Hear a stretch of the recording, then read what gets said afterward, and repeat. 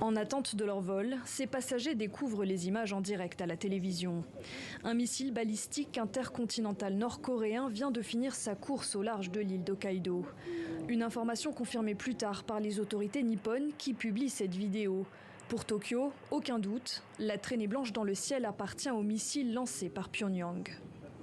Le missile balistique lancé par la Corée du Nord semble être retombé dans notre zone économique exclusive.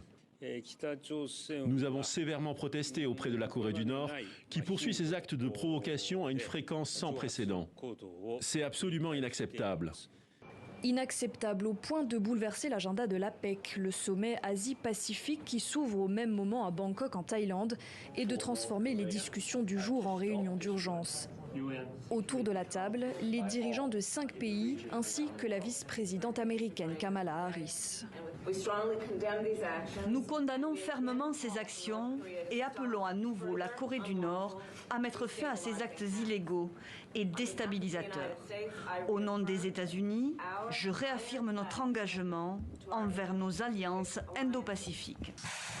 Des alliances qui dérangent la Corée du Nord. Depuis plusieurs semaines, le pays multiplie les tirs de missiles en riposte aux exercices militaires conjoints menés par les États-Unis, le Japon et la Corée du Sud dans la zone Asie-Pacifique. Séoul, Tokyo et Washington redoutent de leur côté l'imminence d'un essai nucléaire de la part de Pyongyang. Autre conflit à s'être invité dans les débats, l'Ukraine. Le problème de tous, selon Emmanuel Macron, unique dirigeant européen présent à Bangkok. Cette guerre est aussi votre problème parce qu'elle va créer beaucoup de déstabilisation.